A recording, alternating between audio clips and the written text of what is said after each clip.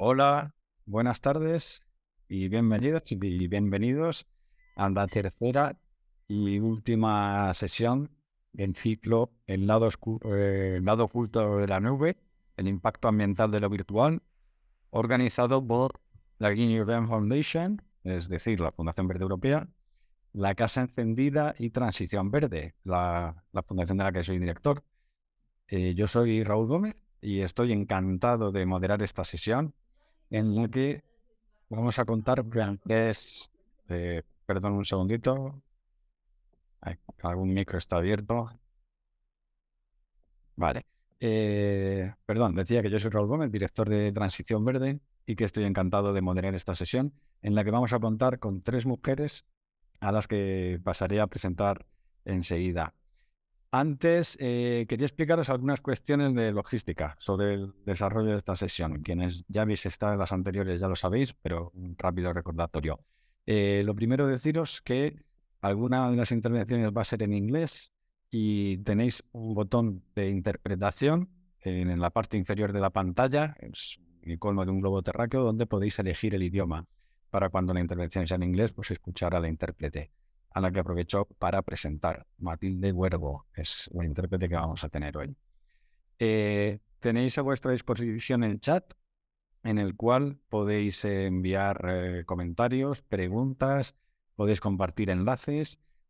Después de las intervenciones, las preguntas que hayáis dejado en el chat se las podremos trasladar a los ponentes, o sea que sentidos libres de utilizar el chat. Y la secuencia va a ser esa. Primero van a intervenir las tres ponentes que tenemos y después habrá un turno de preguntas en el que podremos, pues, abarcar otros aspectos del tema. Estas sesiones, cuando estuvimos hablando con la Fundación Verde Europea y con la Casa Encendida sobre la posibilidad de organizar estas jornadas, nos preocupaba que nos pudiéramos quedar solo en lo negativo de la digitalización. O sea, veíamos imprescindible tomar conciencia de que el mundo virtual, esta nube de la que estamos hablando estos días, que tiene un impacto real en el mundo real, no es solo virtual, pero tampoco queríamos pintarlo de una forma demasiado simplista, como si fuera el malo de la película, ¿no? En la primera sesión ya tocamos el tema de los minerales que requiere la digitalización, que produce un impacto ambiental y que además tiene también consecuencias geopolíticas. El ejemplo que se mencionó fueron las tierras raras, los materiales necesarios para estas tecnologías, que Europa importa el 98% de ellas de China, y eso pues tiene unas consecuencias económicas, geopolíticas. Vimos con más detalle las consecuencias del hambre de litio. Aprovechamos para comentaros que habíamos lanzado la versión en español de un informe que analiza el impacto de las tecnologías en la Unión Europea y además tuvimos a una de las ponentes que era una de las responsables de este informe. Y en la segunda sesión se habló de datos y energía, o sea, el consumo de energía que produce este trasiego etéreo de datos que hay en el ciberespacio, pero que tienen un impacto real. Y se ejemplificó también con el caso de las criptomonedas. Entonces, en esta tercera sesión queremos dar una visión un poco más esperanzadora, podríamos decir, o destacar algunas vías para avanzar hacia una digitalización deseable. Ese lado luminoso de la nube, ¿no? La digitalización que queremos, que es el título que le hemos dado a esta tercera sesión.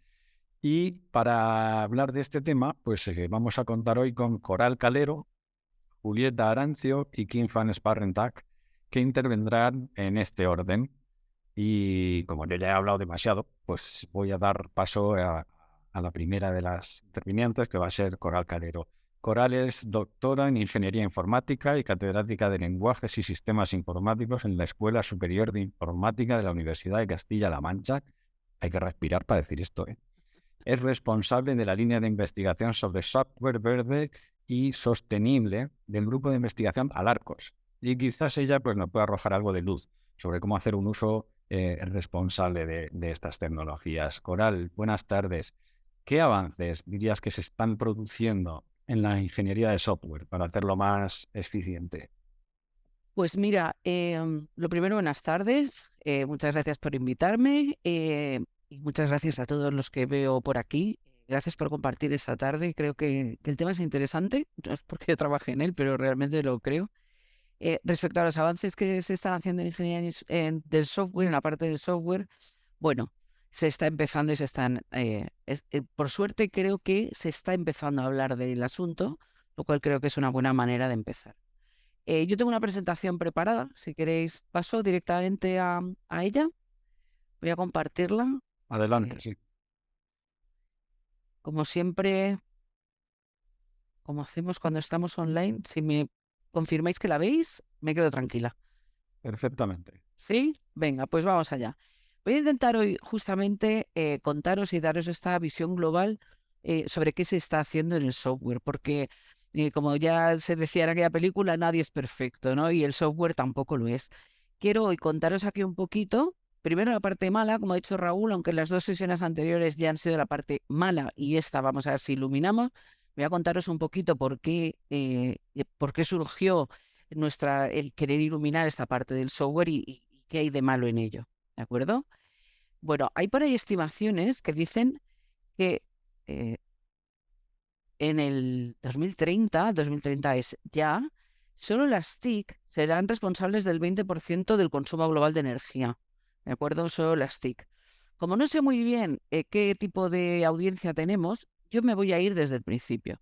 Y lo primero que voy a hacer es contaros lo que es las TIC. Las TIC son las siglas de Tecnologías de la Información y las Comunicaciones y básicamente abarcan lo que es el software, es decir, todas esas aplicaciones que nosotros utilizamos en el ordenador, en el teléfono móvil, en la televisión, ¿vale? Todo ese software es la parte blanda, son las aplicaciones. Tenemos el hardware, que es el dispositivo en cuestión en el que ejecutamos las aplicaciones. Y por último tenemos las comunicaciones, ¿de acuerdo? Esos son las TIC, lo cual quiere decir que según lo que os he dicho antes, esas tres cosas, software, hardware y comunicaciones, van a ser responsables de un montón de consumo de energía en el 2030. Si pasamos a ver lo que es la digitalización, yo he escogido aquí una definición que dice que la digitalización es el procedimiento mediante el cual ciertas operaciones, es decir, el software, pueden comenzar a efectuarse a través de los medios digitales como los ordenadores, es decir, el hardware, o los smartphones, que es otro tipo de hardware, normalmente con la ayuda de una conexión a Internet. Y ahí tenemos las comunicaciones. Con lo cual, efectivamente, tenemos ahí un match completo entre lo que son las TIC y lo que es la digitalización. Sin embargo, yo hoy aquí no me voy, de los tres aspectos, no me voy a centrar en los tres, me voy a centrar en el software, que es en lo que yo trabajo y en lo que soy especialista. ¿De acuerdo? ¿Por qué decidimos empezar esto de la línea del software? ¿Por qué creemos que es importante trabajar en el consumo del software? Bueno, pues porque, como dijo Bjarne Stroustrup, que es el creador del lenguaje de programación, en una entrevista que concedió al país hace no tanto, en el 19, la civilización depende igual del software que del agua. Esto que a lo mejor puede quedar un poco brusco y un poco exagerado, no lo es. Porque yo quiero que por favor hagáis un ejercicio mental, ¿vale? Y penséis en todos los sitios que tenemos software. Tal como yo os he dicho, la primera idea, o el como era de manera clásica, el software estaba en los ordenadores, que primero eran ordenadores de sobremesa que se llamaban, luego han pasado a ser portátiles, pero luego cada vez tenemos más cosas en los móviles. Pero ¿y qué pasa con los smartwatch, con los teléfonos, con los relojes inteligentes? Bueno, pues de ahí podéis llegar a pensar en cualquier dispositivo como dispositivo hardware que tiene un software dentro. Ahí os he puesto unos ejemplos. Desde lo más sencillo que podría ser una caja una caja registradora, pero también todo el software de control de un coche, o los robots que ayudan a hacer operaciones, o las nuevas cosechadoras o máquinas agrícolas que también tienen un software para ayudar a los agricultores a hacer su tarea de la manera más conveniente, ¿vale? Todo eso es software. Y además lo utilizamos de manera intensiva, lo utilizamos de manera intensiva prácticamente toda la población mundial. Fijaos, os he puesto ahí tres datos. Uno de ellos es el uso de Internet y de redes sociales. No puedo decir que levantéis la mano porque no lo vamos a ver. Si estuviéramos en directo lo haría, pero al menos levantáis vuestra mano virtualmente quienes tenemos redes sociales. Y al final casi todos tenemos redes sociales, pero es que no tenéis que tengamos una, es que tenemos varias. De hecho, si os fijáis en esa transparencia que veis ahí, el 67,1% de la población mundial es usuaria de móviles y el 62,5% es usuaria de Internet. Y también anda por ahí, por cerca del 60%, en los usuarios puntos móviles, de redes móviles, ¿vale? De medios. O sea, ya no es que tengamos el software que se utiliza en los ordenadores o el software que hay en ciertos dispositivos, es que también todas esas redes sociales tienen software, son software, de hecho. ¿Qué más tenemos? Tenemos otro punto crucial que también Raúl ha comentado y del que ya se habló en la segunda sesión, que son los datos, las ingentes cantidades de datos que generamos día a día y que es necesario almacenar. Y vale, almacenamos los datos en un centro físico, en un centro de datos, pero es que todo eso también necesita software para ser gestionado, ¿de acuerdo? Y todos esos datos, que no solo hay que almacenarlos, sino que hay que recuperarlos, que luego Google te dice, hace un año estuviste en tal sitio, toma estas cuantas fotitos, todo eso es gracias a un software. Y ya por último, la inteligencia artificial, que es a lo que hemos tenido que recurrir para poder gestionar toda esa gran cantidad de información y ahora mismo ya es muy difícil encontrar un software que no lleve un apoyo detrás de inteligencia artificial para, sobre todo cuando tiene gestión de grandes cantidades de datos. ¿De acuerdo? Con lo cual, tenemos mucho software en muchos dispositivos de mucho tipo y utilizado de manera masiva por todo el mundo. Y entonces la siguiente pregunta es, y bueno, ¿y cuál es el problema? Esto es fantástico, el software ha venido para ayudarnos, pues mejor para nosotros. Bueno, el problema es este. El problema es que todo software se ejecuta en un dispositivo, sea este el que sea, me da igual, y ese dispositivo requiere de electricidad para funcionar. Y ahí ya tenemos el problema, ¿de acuerdo? Cuanto más software utilicemos, más dispositivos estamos usando o más le pedimos a los dispositivos y necesitamos recargarlos más tiempo, más veces, más a menudo, y por lo tanto requerimos de más consumo. Por si hay algún descreído en la audiencia, voy a poneros un ejemplo, ¿vale? Ese que tenéis ahí. Existe un estudio, abajo tenéis las referencias, he procurado poner referencias de todos los datos que he ido utilizando en la presentación. Existe un estudio que dice que una hora viendo Netflix equivale lo mismo a las emisiones de CO2 de un coche recorriendo 12 kilómetros, ¿de acuerdo? Y uno dice, bueno, pues tampoco es tanto. Estamos hablando de 12 kilómetros, eso es poca cosa durante una hora de Netflix, está muy bien. Pero ahora quiero que miréis al otro lado, ¿vale? La otra pantalla. Fijaos, eso es lo que pasa en un minuto en Internet cada día. Y cada día en Internet hay 452.000 horas de vídeos vistos en Netflix. Solo en Netflix, ¿eh? Estamos hablando solo de Netflix, ¿vale? Vale, hacemos la multiplicación, es fácil. Tengo 452.000 horas, que es lo que pone en la transparencia, en la figura, y eso que me sale que son casi 5,5 millones de kilómetros. De hecho, son más, porque yo he redondeado, el estudio hablaba de la equivalencia entre horas y millas, yo he redondeado a kilómetros y he redondeado a la baja, ¿vale? Con lo cual, estamos hablando en eso. ¿Y qué tal? ¿Eso es mucho? Bueno, pues como siempre, vamos a relativizar para entender de qué estamos hablando. El perímetro de la Tierra son 40.075 kilómetros. Rodear la Tierra. Así que estar lo que equivale a ver Netflix cada minuto en la Tierra emite el mismo CO2 que un coche dando 127 vueltas al mundo. Un minuto, una plataforma de contenidos, que es solamente Netflix, ¿de acuerdo? Y entonces a partir de ahí intentamos, porque para mí es difícil, pero intentamos extrapolar a toda la ingente cantidad de aplicaciones y a la gran cantidad de usuarios y a las 24 horas al día que estamos utilizándolo y empezamos a darnos cuenta de que efectivamente tenemos un problema. Si nos vamos a lo otro, a lo de los datos que os comentaba yo antes, pues fijaos, ahí tenemos otro ejemplo. Esas son estimaciones de cuánto teravatios hora se van a utilizar los datos en los centros de datos, las estimaciones hasta el 2030. Y si os fijáis a la derecha del todo, donde están los datos del 2030, bueno, pues hay la estimación peor, pues es que llega hasta los 8.000 teravatios hora, ¿de acuerdo? Una barbaridad. Tenemos un problema con la generación de datos. Pero eso ya hablaremos en otro momento. Nos centramos ahora en la inteligencia artificial, otro ejemplo. Solo es un ejemplo, pero entrenar ordenadores en el aprendizaje del habla humana supone un nivel de emisiones de CO2 equivalente a 5 veces la vida útil de un coche. Insisto, solo un algoritmo. ¿De acuerdo? ¿Os dais cuenta? ¿Os dais cuenta de a lo que nos enfrentamos cuando hablamos del software? ¿Qué es importante, por lo tanto? Pues lo importante no es pensar que yo solo, con una cosa, con una búsqueda en Google, con una hora viendo Netflix, estoy contaminando y acabando con el mundo. No, no. Lo importante es que mis emisiones serán pocas, pero cuando nos juntamos todos es muchísimas las emisiones. Y ya sabéis, ¿no? Que, como dicen los catalanes, de mica en mica son la pica. Pues esto es igual.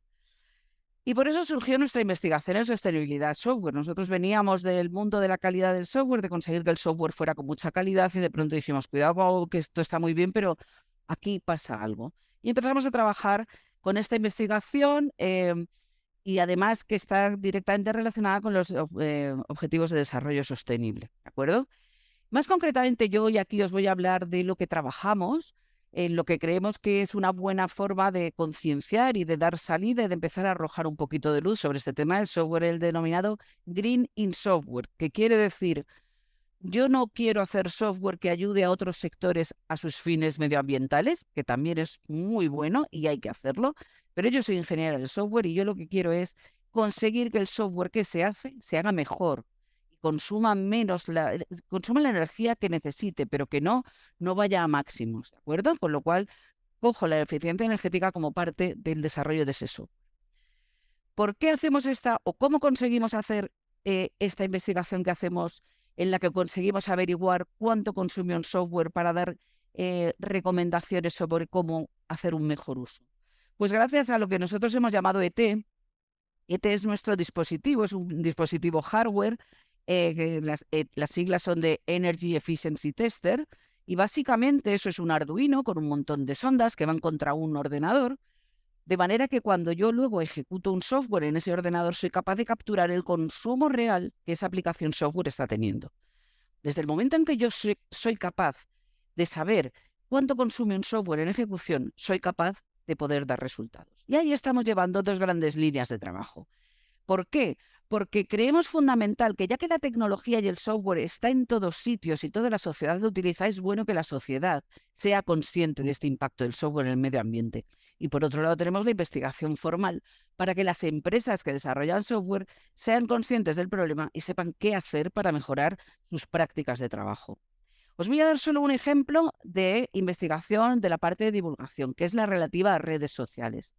Y en concreto el caso de Twitter. Gracias a ese aparato de medición, pues nosotros podemos recomendar cuál es la mejor manera de escribir un tweet.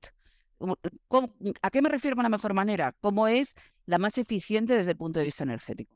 La mejor manera de escribir tweets es utilizando caracteres o emoticonos, lo cual es lógico, mejor caracteres que emoticonos, pero ahí está. Si empezamos a utilizar imágenes, el consumo se nos complica. O si usamos muchos emoticonos y si ya nos vamos a un GIF o un vídeo, estamos haciendo que ese tweet que mandamos consuma muchísimo más que si utilizáramos caracteres. ¿Quiere esto decir que no tenemos que usar vídeos o GIF en tweets? No. Quiere decir que los tenemos que utilizar con conciencia y siempre que sea necesario, cuando sea necesario solamente. Es decir, no coger la costumbre de siempre usar vídeos, sino que como cuando uno hace dieta, de vez en cuando me como una onza de chocolate. Pues aquí con los tweets pasa lo mismo.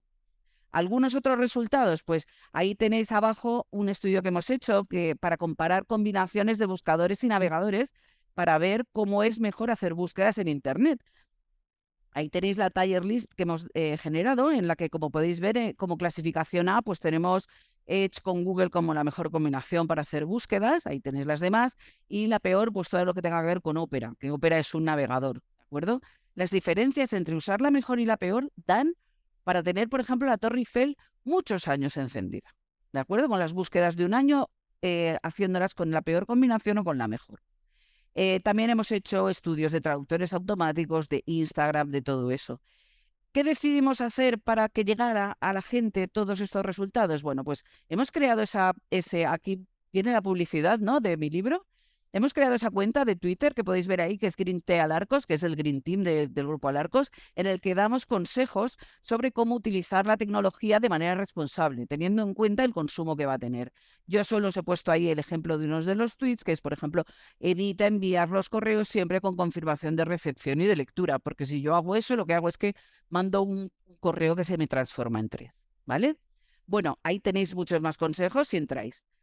¿Qué hacemos en la parte más formal en la que no voy a entrar? Pues, como os decía, ayudar a las empresas de software. Y ahí hemos trabajado en diferentes líneas relacionadas con todo lo que yo os comentaba al principio. Pues, por ejemplo, cómo el comprimir los datos ayuda a ahorrar muchísima energía. Saber qué lenguajes de programación son los más o los menos eficientes. qué optimizador de algoritmos de Machine Learning son mejores y qué ganancias se obtienen respecto a la precisión del algoritmo y su consumo. Aspectos de desarrollar con Spring, de usar patrones, en fin, un montón de aspectos gracias a los cuales podemos recopilar unas cuantas buenas prácticas que poder dar a esas empresas que desarrollan software. De manera que lo que nosotros solicitamos a los usuarios es ir haciendo pequeñas cosas vosotros con el software para usarlas de manera más eficiente, mientras las empresas que desarrollan software se ponen al día y consiguen desarrollar ese software de manera más sostenible teniendo en cuenta el consumo energético que van a tener. Así que recapitulando, eh, ¿qué quiero yo que os llevéis hoy en vuestra cabeza? Bueno, pues que el software está cada vez más presente en nuestras vidas, no solo a nivel laboral, sino a nivel personal, pero que es un gran consumidor de energía, que a lo mejor una acción mínima o una acción única aislada no tiene mucho impacto, pero que teniendo en cuenta todo lo que hacemos y que lo hacemos muchas personas, ahí ese factor multiplicador es en el que tenemos que estar de acuerdo. También tenemos que tener claro que es responsabilidad de los profesionales del desarrollo del software hacer ese software sostenible y eficiente, pero hasta entonces yo creo que todos como usuarios podemos hacer pequeños gestos que ayuden a que esas emisiones debidas al software se minimicen en la medida de lo posible. Así que ese es mi mensaje para hoy. Eso es lo que os lanzo para que tengáis en la cabeza y para que entre todos pues mimemos un poquito al mundo y lo arrullemos. Y por mi parte ya está. Muchas gracias, Raúl. Y a los demás.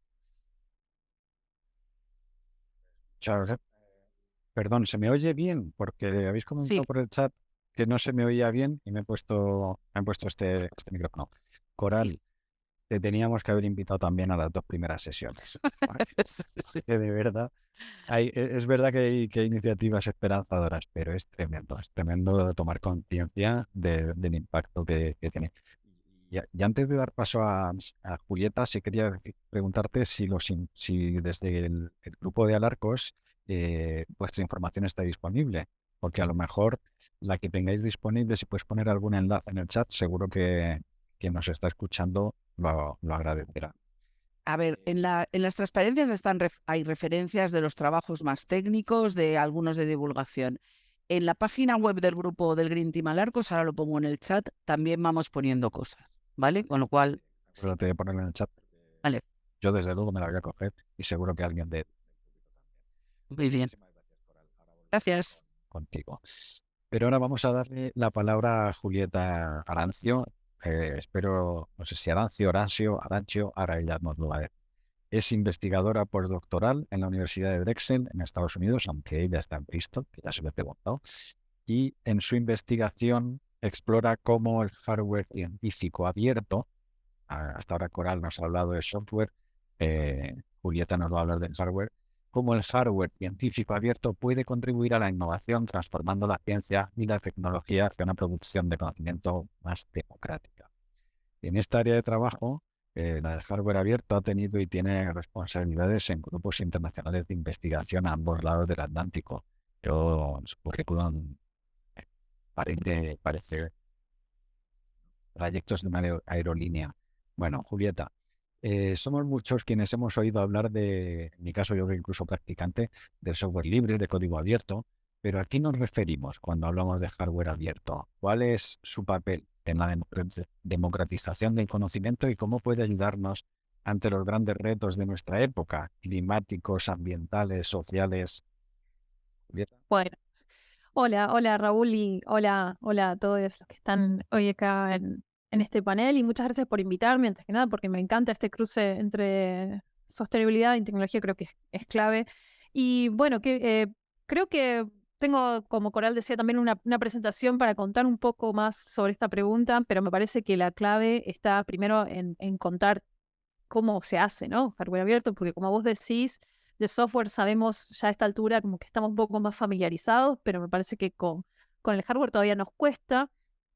Y antes de empezar con la presentación, quisiera como tratar de poner bien en claro de qué voy a hablar, ¿no? Porque parece ciencia ficción, pero hablo de los diseños de las cosas físicas, hablo de los diseños de las herramientas, los diseños de la tecnología. Coral mencionó muy bien esos 3 componentes de las TICs y uno de esos es el hardware, que cuando pensamos en español No sé si en España pasa también, pero en Argentina pasa mucho de que nos vamos a la electrónica automáticamente cuando pensamos en hardware. Pero voy a hablar de todos los diseños, lo que sea diseño de tecnología, analógico, digital, todo lo que pueda ser diseño que sea compartible a partir de nuevos desarrollos que tenemos de software a través de Internet.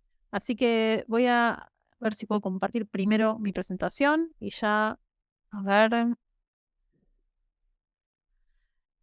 como decía Coral, si me cuentan si Se pasa. se ve perfectamente. Y yo he subido mi micro, no sé si se oye mejor. Yo ahora te escucho un poquito mejor. Vale, es que me siguen No diciendo sé el eso. resto, pero sí. Gracias. Julieta, adelante. Bueno, entonces, como les contaba, y gracias Raúl por la presentación, yo estoy haciendo un postdoctorado ahora en la Universidad de Drexel, me encuentro en el Reino Unido porque estoy haciendo mi trabajo de campo aquí, pero bueno, mi postdoctorado está afiliado a Drexel en Estados Unidos, y mi tema de trabajo son las herramientas abiertas para la ciencia y la educación. Entonces, me gustaría hoy hablar un poco de de la pregunta que me hizo Raúl, justamente cuál es su rol en esta transición. No voy a detenerme tanto en los problemas, porque bueno, ya estaban las otras dos partes del ciclo, creo que fueron súper claras, pero básicamente lo que a mí me interesa rescatar es que uno de los problemas más importantes que tenemos con la tecnología hoy es que se trata de cajas negras. Y cuando hablo de cajas negras, me refiero a una unidad, la tecnología como algo al cual le damos un input y obtenemos algo. Le damos datos, obtenemos, le damos por ejemplo, al teléfono, le damos algo y obtenemos un resultado. No tenemos ni idea qué está pasando adentro. No sabemos bien cómo funciona. Sabemos que es un compilado de hardware y software y, bueno, Wi-Fi y comunicaciones, como decía Coral, pero nunca sabemos del todo, y me refiero cuando digo sabemos como usuaria, no tenemos mucha idea de qué está pasando adentro de la tecnología cuando nos devuelve un resultado. Y esto trae varios problemas, además de todos los que mencionaron en este ciclo, obviamente relacionados a los impactos ambientales, pero nos da tres imposibilidades. La primera es que no podemos adaptarlas. No sabemos cómo funcionan, no podemos entenderlas, entonces no podemos cambiarlas para que nos sirvan para distintos casos de uso. No podemos repararlas, y esto creo que está súper visto con el derecho a reparar y todos los movimientos que tratan de generar mayor acceso a la posibilidad de reparar y dejar de generar basura electrónica. Y finalmente, como no tenemos acceso a sus diseños, realmente no sabemos cómo funcionan. Entonces, ahí puse un par de imágenes que me parecen emblemáticas. Esta que está ahí a la derecha de BMW parece un chiste, ¿no? BMW sacó un auto y bueno, si vos querías el feature, digamos, la posibilidad de tener tu asiento con calefacción, tenías que pagar una suscripción de $12, ¿no? Entonces, bueno, todo el mundo salió a poner como si fuera un producto de software, ¿no? Que pagamos una suscripción. Y esto lo pongo, bueno, y ahí hay un cómic que dice, bueno, rápido, suscríbase para tener airbag, ¿no? Ante un choque. Porque es tan ridículo, pero quería ponerlo para ilustrar un poco también, de nuevo, trayendo lo que decía Coral, cómo la tecnología se complejiza de tal manera que el control del hardware, de la interfaz física de la tecnología, bueno, ahora lo podemos hacer completamente por software, y si no tenemos acceso a ese software, bueno, nos quedamos afuera, en algo como un auto, ¿no? Y también siempre pongo ese libro de La Mujer Invisible de Caroline Criado Pérez, porque ella habla de, por ejemplo, cómo a la mayoría de las mujeres nos pasa que los teléfonos nos quedan grandes para la mano, y que es un diseño que está hecho, bueno, por un grupo de personas que está en un equipo de diseño de Apple o de los otros productores de teléfono, y no lo podemos cambiar, no hay nada que podamos hacer, ¿no? No es como que solo podemos quejarnos o tratar de adaptarnos a lo que hay, pero nosotras nos adaptamos a la tecnología en vez de usarla y que sea cómoda para lo que tenemos que hacer. Entonces, como decía, bueno, hay varias consecuencias de esto y ya mencionamos varias, como básicamente la dependencia de fabricantes, la obsolescencia programada, no. Hay usuarios que quedan totalmente afuera de ciertas tecnologías que no están diseñadas para ellas. Y ante nada, más que nada, perdón, un rol pasivo del usuario ante la tecnología, ¿no? Si somos personas que recibimos un diseño, lo usamos y no hay nada que podemos hacer si eso no nos sirve. Y si nos dicen que de repente esto es obsoleto y lo tenemos que tirar, y bueno, nos vamos a tener que comprar otro teléfono porque de repente no lo vamos a poder usar más. Ahora, esto que pasa, que le pasa al consumidor, digamos, al usuario de a pie, Le pasa también, que es quizás un poco más problemático y es mi tema de especialidad, a la gente que trabaja en ciencia y tecnología, a los investigadores. Les pasa lo mismo con las herramientas que usan para investigar. Son herramientas que en general no se pueden modificar para nada, tienen una dependencia total de los proveedores y si se rompen, es muy, muy problemático poder repararlas. Entonces, yo lo que quisiera traer acá es esta pregunta de, bueno, ¿qué pasaría si pudiéramos pensar el hardware, los diseños de las herramientas físicas como parte de los comunes? ¿Qué pasaría si de repente yo pienso el hardware como información, como pienso el software? Y entonces, de repente, esa capa de información la puedo compartir, la puedo, a partir de que es digitalizada, la puedo modificar, me la puedo bajar de un sitio web, puedo entender cómo funciona, puedo estudiarla, puedo, más allá de estudiarla yo solo, puedo colaborar con otros y, bueno, usando esta palabra que nos gusta tanto, innovar con otros, ¿no? Y además, puedo pensar en modelos de negocio diferentes, que no sean solamente extractivistas del usuario y que tengan al usuario cautivo, sino que sean colaborativos y que aprovechen ese margen, ese valor que se agrega al fabricar las cosas, pero que la información esté disponible. Entonces, podemos pensar en el futuro de acá a 5 años, en un mundo donde yo pueda bajarme los diseños de las cosas y decir, bueno, la verdad es que esto no me sirve, este teléfono que me bajé no me sirve, lo voy a cambiar y lo voy a mandar así, y tengo a alguien en mi barrio que me puede hacer esa modificación. Bueno, entonces, ¿qué pasa? Eso es de acá, ¿no? A 5 o 10 años, yo lo pienso, a 5 o 10 años. Ahora, ¿qué pasa si hacemos un experimento ahora y yo pongo los diseños de algo, de algún instrumento, a disposición del público hoy, ¿no? Entonces, este es el caso que yo estudio hoy en mi postdoc, que es un microscopio de hardware abierto. Se llama OpenFlexure. Es un diseño que está, el equipo que lo empezó está acá donde estoy yo, está en el Reino Unido, en la Universidad de Bath. Y se trata de un físico que estaba jugando con impresión 3D, estaba probando unas cositas y quería probar si podía hacer como un mecanismo que se usa en los microscopios de alta precisión con impresión 3D. Y bueno, la verdad es que él lo empezó y lo empezó a hacer y funcionó. Y Richard Bowman, que es esta persona de la que estoy hablando, que está en esta foto acá, tuvo la genial idea, además de jugar con el OpenFlexure a ver si lo podía imprimir en 3D, de compartir ese diseño. Dijo, bueno, este diseño abierto que hice en CAD, para los que saben, digamos, en diseño asistido por computadora, para poderlo imprimir en 3D, lo voy a poner a libre disposición. Y voy a seguir trabajando. Y esto fue en 2016.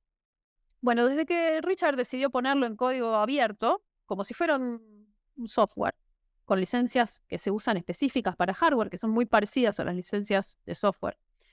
Desde 2016 hasta ahora, el microscopio que él construyó usando ese pedacito impreso en 3D fue reproducido en todos esos países que vemos en rosa, incluso en la Antártida. Está en la Antártida de ahí porque la llevaron a una expedición a la Antártida y usaron el microscopio allá. Este microscopio, si ustedes van a openflexure.org, se pueden bajar las instrucciones. Se pueden bajar los planos para imprimirlo y se pueden bajar las instrucciones para armarlo. Está casi todo hecho, o sea, está todo menos la óptica hecho en plástico impreso en 3D, que ahora vamos a ver que es interesante porque se puede reciclar el plástico que se usa en las impresoras 3D. Y entonces tiene como característica, digamos que lo hace más interesante, uno, que vos podés, en cualquier lugar donde tengas una impresora 3D, podrías construirte uno. Y segundo, que de acuerdo al acceso a los lentes que vos tengas, de menos complejo, por ejemplo, desde una cámara web hasta un lente realmente de alta complejidad, vos podés armarte un microscopio de la complejidad que necesites, ¿sí? Estas son imágenes que tomaron con el microscopio y esto es un ejemplo. Cuando el sitio web, si van a ese sitio que yo les dije ahí, van a poder bajarse las instrucciones. Entonces, ¿qué pasa cuando en 2016 un investigador dice, bueno, la verdad es que me parece que esto sería útil para cualquiera, me parece que esto es conocimiento acumulado que necesito compartir para que más gente se lo aproveche? ¿Qué pasa? En estos años surgieron varias iniciativas que, sin hacer ningún esfuerzo del grupo original de desarrollo o también esto es algo que yo investigo, sin la universidad darle ningún tipo de apoyo a este proyecto, por el contrario, diciendo que es una pérdida de tiempo. em, de repente tenés, por ejemplo, un grupo en Irlanda que dice, este instrumento me viene bárbaro para monitorear la concentración de microplásticos en el océano. Esto es totalmente, o sea, no tiene nada que ver con la idea original. O sea, a nadie se le ocurrió en el equipo original de Richard, que es físico, y 2 o 3 más que también eran estudiantes de doctorado, ni siquiera estuvieron en contacto con este grupo, ni siquiera se mandaron un mail. No, se enteraron después que una chica, Niam, que estaba haciendo su doctorado ahí en Irlanda, dijo, bueno, está en un grupo que está haciendo monitoreo de microplásticos en fauna y también en las playas. Con los microplásticos hay un problema muy importante, que es que no hay línea de base. Se sabe que son un problema, pero no se sabe cuál es la línea de base en todos lados. Entonces, son necesarias las herramientas accesibles y baratas para que más gente pueda medir cuánto microplástico hay en su ambiente y reportarlo, ¿sí? Ahora, imagínense medir todo esto a escala global. Es realmente complejo. Necesitas algo que sea muy accesible y muy fácil.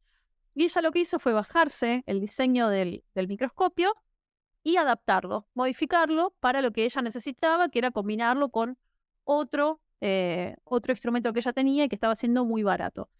Bueno, la cuestión es que le sirvió y empezó a generar estas muestras en esto que se llama Jelly Lab, porque está hecho, o sea, lo analizan tanto en el agua como en la fauna. Y ella, a partir de esto, lo que va a hacer diseminar este microscopio modificado de muy bajo costo en campañas con vecindarios, digamos, de Irlanda, de la costa de Irlanda, para monitorear toda la concentración de microplásticos en la costa. De nuevo, esto surgió porque ella lo googleó y lo encontró. Otra cosa que sucedió fue que en Tanzania, este espacio maker, que se llama Bongotech, que es un espacio muy interesante porque ellos fueron los primeros en Tanzania en hacer impresoras 3D a partir de residuos electrónicos. Bueno, no sé si sabían, pero hay un problema de exportación de residuos electrónicos hacia África importantísimo, y ellos entonces tenían pilas y pilas de residuos electrónicos y decidieron empezar a construir impresoras 3D con eso. Bueno, son unos genios, ¿sí? Son 3 ingenieros que están ahí en Tanzania haciendo esto. Y cuando vieron que estaba este microscopio que se podían bajar, decidieron fabricarlo localmente con sus impresoras 3D. Y ya, además de que están generando, de esto hablaba cuando yo decía modelos de negocio diferentes, ellos venden los microscopios, se los venden al Ifakara Health Institute, que es una clínica muy importante en Tanzania, para hacer diagnóstico de malaria con herramientas locales. Porque la importación de microscopios en Tanzania es dificilísima, igual que en Argentina, donde estoy yo, importar algo es dificilísimo. Cuando se rompen, no hay nadie que te los venga a reparar, o es más caro que lo reparen, es más fácil comprar uno nuevo, ¿sí? Se acumulan. Entonces ahora, Bongotech produce los microscopios que este instituto usa a media hora están, ¿sí? En Dar es Salaam. Y si necesitan algún cambio, van y se lo piden. Y lo mismo con las escuelas. Ellos solamente cambiando el lente, este lente es mucho más de mayor resolución que el de las escuelas, generaron un montón de campañas en Tanzania para hacer educación mucho más accesible y aparte mucho más divertida, ¿no? Para los chicos. Y finalmente este otro grupo, todo esto pasó de nuevo, esto sin hacer mucho esfuerzo, ¿sí? O sea, solamente con publicar el diseño. Esto es un laboratorio agroecológico abierto, que es un proyecto de la red de la cual yo soy parte, después les voy a contar. Esto es la iniciativa de, ven acá un montón de logos, gente de la Facultad de Ciencias Exactas y Naturales en la Universidad de Cuyo, además una cooperativa que se llama IU, que es una cooperativa de producción de jugos y vino en Mendoza, y además la UST, que es el Movimiento de Campesinos Sin Tierra, aparte de la Vía Campesina. Y entonces lo que se vio, el problema que tenían en Mendoza es que hay un montón de gente, pequeños productores, ¿no? Familiares, que están en transición agroecológica, pero nadie investiga lo que hacen estos productores. Es muy difícil para ellos tener datos. En la agenda oficial de la investigación en la Argentina lo que predomina es el agronegocio, no es el pequeño agricultor y la agroecología. Entonces no hay datos, no hay ciencia para los productores pequeños agroecológicos que les permita entender cómo evoluciona su producción y además para los consumidores entender cómo avanza, ¿no? Y entonces ellos dijeron, bueno, vamos a utilizar el microscopio, entre otras herramientas abiertas, para hacer un laboratorio agroecológico abierto con los productores. Y esto es lo que están haciendo. Estas son campañas educativas con la escuela campesina, como estas de acá arriba, pero también ellos se construyeron 5 de estos microscopios y están viendo microorganismos en el suelo, están viendo cómo la salud del suelo cambia a medida que ellos transicionan hacia la agroecología. Entonces, esos son solo 3 casos. Hay un montón de casos más, pero no me daba el tiempo para traerlos a todos. Pero la idea es que para producir hardware abierto se dan un tipo de redes diferentes que la producción tecnológica normal, ¿no? Entonces tenemos comunidades, makerspaces, gobiernos, universidades, que necesitamos colaborar para que haya más de esto y que sea mejor, ¿no? Que sea de mejor calidad. Algunas de las comunidades que, bueno, les mencioné así por arriba antes, es la comunidad global de hardware científico abierto, que esto se los puedo pasar el link después. Esta es la comunidad latinoamericana, de la cual yo soy parte. El laboratorio agroecológico abierto está acá. Y también está la comunidad de África, donde está el microscopio en Tanzania, por ejemplo. Ahora, ¿cómo hacemos que esto pase? ¿No? O sea, esto es genial, pero ¿cómo hacemos que esto pase? Bueno, hasta ahora viene pasando en base a esfuerzos voluntarios. Nada más que la buena voluntad de la gente del software libre y del hardware libre, que pensamos que esto es necesario y tiene que pasar. Hay un informe de la Unión Europea sobre software y hardware libre para la innovación. Se menciona el hardware, pero muy poquito. Me gustaría entender cómo en el contexto de escasez de chips, por ejemplo, no se le da más importancia a esto. A mí me llama la atención. Está la recomendación de la UNESCO de Ciencia Abierta de 2021, que habla del hardware abierto como una parte imprescindible de la ciencia abierta, pero hay esfuerzos que realmente tienen que suceder, ¿no? O sea, meter esto en la currícula educativa, empezar a seleccionar y curar proyectos. Durante la pandemia hubo muchísimos proyectos de hardware abierto. Bueno, seleccionar cuáles son los que son mejores y conectar con makerspaces y con gente para profesionalizar diseños. Por ejemplo, demandar que lo abierto sea un criterio en la compra pública, así como el software abierto puede ser un criterio para el software de gobierno. Hacer incentivos para las pequeñas y medianas empresas que usen estos diseños, que ya existen. Ya hay 2 empresas, una en Alemania y una en Portugal, que están haciendo estos diseños de forma abierta. Y hacer soporte para proyectos clave, por ejemplo, el microscopio. Puede servir para un montón de usos. Así que bueno, las herramientas libres, en definitiva, son reparables, se pueden adaptar a múltiples escenarios. Se trata de soberanía tecnológica, en definitiva. Y lo más importante, me parece, es que habilitan a mucha más gente, y a esto iba con la democratización, a que pueda expresar sus ideas y sus nuevos paradigmas para una transición en la cual necesitamos nuevas ideas y paradigmas, porque las viejas nos han llevado hasta donde estamos ahora. Así que bueno, muchas gracias. ¿Quién hay alguna pregunta? Aquí estoy y voy a dejar de compartir ahora. Muchísimas gracias, Julieta. De verdad que, fíjate que yo en estos temas más o menos tiendo a curiosear en ellos y, como te decía, en software estoy muy metido en software libre, pero nunca hubiera pensado que iba a escuchar hoy, y agradezco mucho que así sea, un término como soberanía tecnológica. Y el ejemplo de Tanzania me parece increíble. O sea, ya de los residuos, crear la impresora 3D con la que se crea el microscopio. Y una cosa que sí que te dejo para luego, para el turno de preguntas, es que nos comentes, que lo dijiste antes de empezar, que el plástico que se emplea para las impresoras 3D es reutilizable, ¿no? Así ya cerramos del todo el ciclo. ¿De acuerdo? Genial. Bueno, pues muchísimas gracias, muy interesante. Os recuerdo a quienes nos estáis escuchando, y espero que ahora me escuchéis bien, que las preguntas las podéis dejar a través del chat, y voy a dar paso aquí en FanSparring. Antes mencionaba que en la primera de las sesiones anunciamos la versión en español de un informe que analizaba el ciclo de vida de las tecnologías digitales, ¿no? Cuál es el impacto de, por poner un ejemplo, una televisión de esta pantalla de plasma a lo largo de todo su ciclo de vida. Todo eso se ha hecho en un informe que es a nivel de Unión Europea, eso sí. Pues una de las eurodiputadas que está detrás de que se pudiera hacer ese informe es la siguiente persona que vamos a tener aquí, Kim van Sparrentak, eurodiputada del Grupo Verdes, Alianza Libre Europea. Y muchas veces estamos aquí hablando de software, de hardware, ¿no?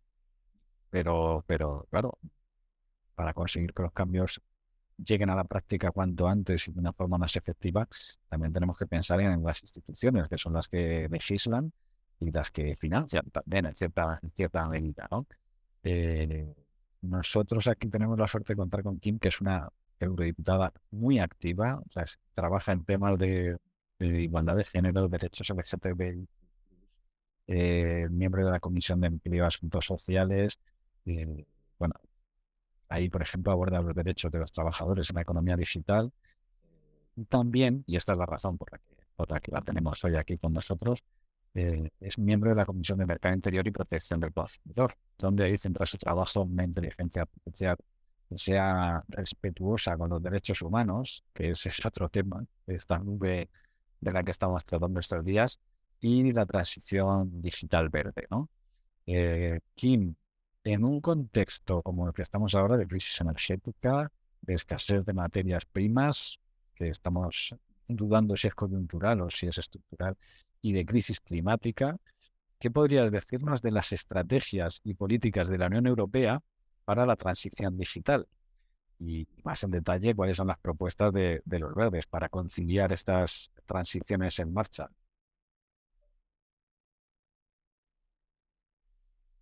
Thank you so much. I'm gonna Muchísimas speak in gracias. English. Y yo voy a hablar en inglés. Thank you so much for the Muchísimas invitation gracias por la for this event. invitación a este evento. I hope the interpretation was good. Espero que la interpretación esté funcionando.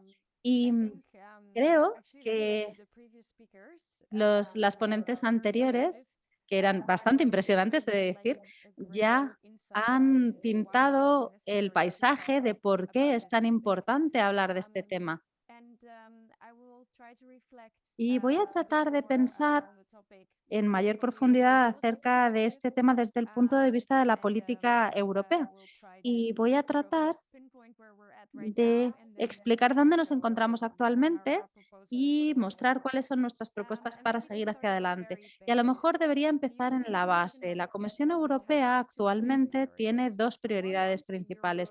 Una de ellas es la era digital y por otro lado tenemos el nuevo trato verde, el New Green Deal. Hemos mejorado en ambos ámbitos durante este mandato en cuanto a las políticas digitales. Tenemos ahora la ley de los mercados digitales que está tratando de asegurarse de que contemos con mercados justos y competitivos y que podamos realmente luchar contra las grandes empresas tecnológicas que tratan de decidirlo todo. También tenemos la ley de los servicios digitales que se centra únicamente en las plataformas, en cómo deberían funcionar en Internet y cómo podemos asegurarnos de que nosotros como personas podemos decidir lo que se verá y lo que no se verá online en lugar de ser las grandes empresas tecnológicas quienes lo decidan. Y luego hay otras legislaciones que se centran más bien en los datos y en el gobierno de datos, que es en cuanto a compartir datos, en cuanto a asegurarnos de que, por ejemplo, tenemos acceso a los datos y en la ley de la inteligencia artificial, yo soy la portavoz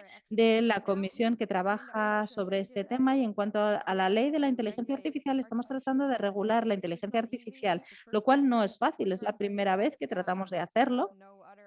Sí, no hay otra ley de inteligencia artificial todavía aprobada en el mundo y es toda la esfera de la inteligencia artificial desde el principio, la utilización de los datos, la programación y luego la aplicación de la inteligencia artificial. Y después tenemos el Green Deal verde europeo y tenemos muchísima legislación también sobre todo, por ejemplo, la ley del clima europeo y luego también el paquete para asegurarnos de que lleguemos a los objetivos dentro de la ley climática, la ley del clima. Pero para ser totalmente sincera, cuando vemos las propuestas que han surgido hasta ahora, no vemos muchísimas propuestas para hacer que esa digitalización sea verde. Se ha separado bastante.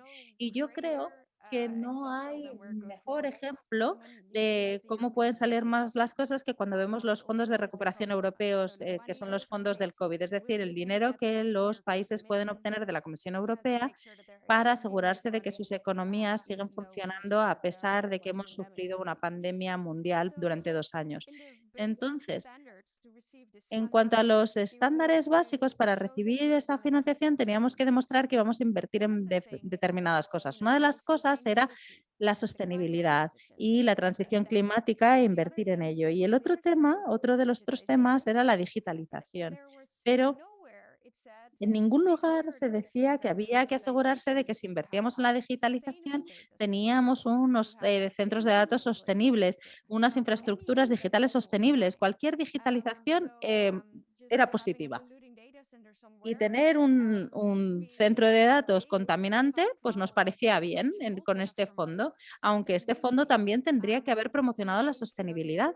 Y creo que esto es una distorsión completa de esas dos cosas y eso es una forma muy clara de demostrar cómo la Comisión ha considerado la digitalización. Pero por lo menos estamos viendo con suerte que ahora está habiendo un cambio y que la conversación acerca de la digitalización y el aspecto de la sostenibilidad ha sido algo que la Comisión Europea también ha tenido en cuenta, pero sigue siendo una lucha muy dura porque al final muchas cosas han pasado de forma aislada, en silos, y eso es lo que pasa en todo el mundo. Y lo vemos también, por ejemplo, en las ONGs medioambientalistas. Las ONGs medioambientalistas no hablan tanto de lo digital y las ONGs sobre derechos digitales no hablan tanto de sostenibilidad. Y es algo en lo que tenemos que tratar de crear ese puente, unir esos dos temas, unir a la gente para tener estas conversaciones, como las conversaciones que estamos teniendo hoy aquí. Y la pregunta es, ¿cómo hacemos que Europa sea tanto digital como verde? Pues bien, lo principal que oímos de la Comisión Europea es esa promesa de que la tecnología nos puede ayudar a salvar el medio ambiente. Y sí, por supuesto, puede ser una herramienta muy útil. Sabemos, por ejemplo, que la inteligencia artificial y los datos serán muy importantes en nuestra transición hacia las energías renovables.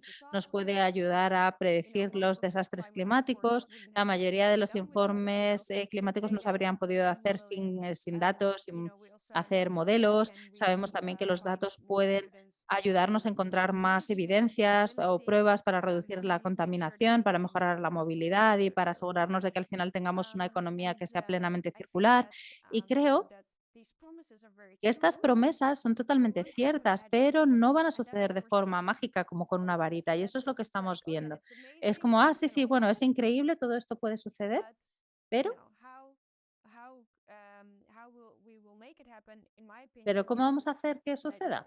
En mi opinión, es mediante legislación. No podemos simplemente esperar que todo el mundo se centre en esa transición digital. Y a lo mejor una de las cosas que la Comisión Europea está tratando de hacer es centrarse en los centros de datos. Y la verdad es un poco decepcionante lo que hizo la Comisión en ese sentido, porque ahora tienen una propuesta sobre los centros de datos sostenibles y sigue sin centrarse en establecer unos estándares legales, unas normas legales, sino simplemente asegurarse de que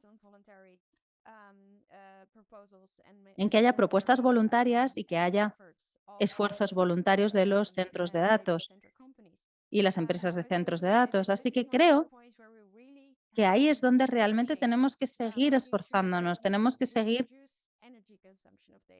esforzándonos para reducir el consumo de energía de los centros de datos, pero también la reducción del consumo de agua y que los residuos y las toxinas producidos por las infraestructuras y por los hardware en los centros de datos se reduzcan y tener una legislación muy estricta en ese sentido. Ese es uno de los puntos en los que nos tenemos que centrar y tenemos que asegurarnos de que se respete.